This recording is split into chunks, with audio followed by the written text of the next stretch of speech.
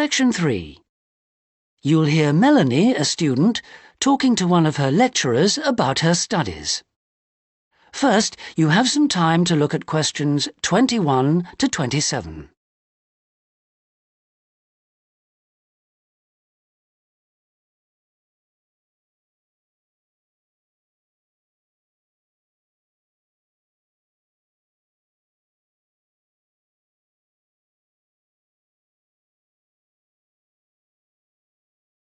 Now listen carefully and answer questions 21 to 27.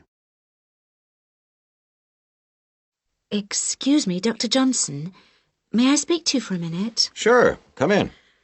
I'm Melanie Griffin. I'm taking your course in population studies. Right. Well, Melanie, how can I help you? I'm having a bit of trouble with a second assignment, and it's due in 12 days. What sort of trouble are you having? Is the assignment question a problem? Well, that's part of the problem. I've been having trouble getting hold of the books. I've been to the library several times and all the books are out. Sounds like you should have started borrowing books a bit earlier. Well, I had a really big assignment due in for another course, and I've been spending all my time on that, and I thought... You might get an extension of time to finish your assignment for me? If that's possible, but I don't know if... Well, yes, it is possible, but extensions are normally given only for medical or compassionate reasons. Otherwise, it's really a question of organizing your study, and we don't like giving extensions to students who simply didn't plan their work properly. What did you get for your first assignment? I got 87%. Yes, you did very well, indeed. So, obviously, you can produce good work. I don't think I'll need too much extra time, as long as I can get hold of some of the important references. Well, since you did so well in your first assignment, I'm prepared to give you an extra 2 weeks for this one. So that'll mean you'll need to submit it about a month from now. Oh, thank you. Now, what about the reading materials? Have you checked out the journal articles in the list? No, not yet. There were about 20 of them, and I wasn't sure which ones would be most useful or important. Well, they're all useful, but I don't expect anyone to read them all because a number of them deal with the same issues. Let me give you some suggestions.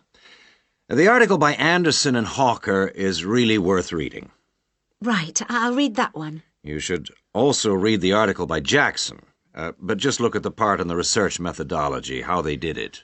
Okay, Jackson. Got that. And if you have time, the one by Roberts says very relevant things, although it's not essential. So, okay, if it's useful, I'll try and read that one. Now, the one by Morris, I wouldn't bother with that at this stage if I were you. Okay, I won't bother with Morris. Oh, now, someone told me the article by Cooper is important. Well, yes, in a way. But just look at the last part, where he discusses the research results. And lastly, there's Forster. I can't think why I included that one. It's not bad, and could be of some help, but not that much. Before you hear the rest of the conversation, you have some time to look at questions 28 to 30.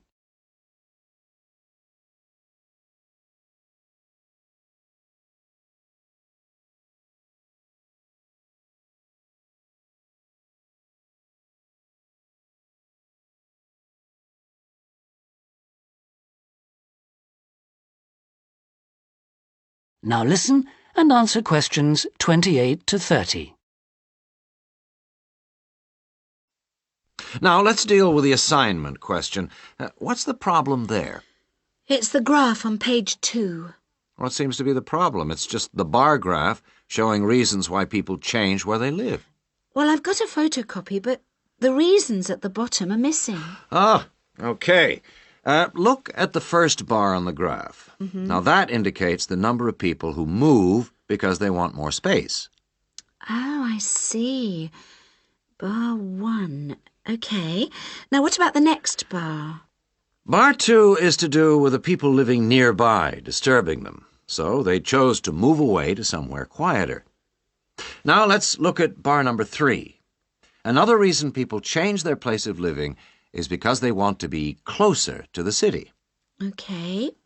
Proximity to the city is an issue. Now, bar number 4 refers to problems when the owner of the property won't help fix things that go wrong. In other words, the owner is not helpful, and so the tenants move out. OK. Now, what about bar 5? Bar 5 is about those people who move because they need a bus or train to get them into the city or to go to work. OK. And bar 6? Bar number 6 is interesting. That reason was given quite a lot. People moving because they wanted to be in a more attractive neighborhood. Oh, yes. Thank you very much. That is the end of section 3. You now have half a minute to check your answers.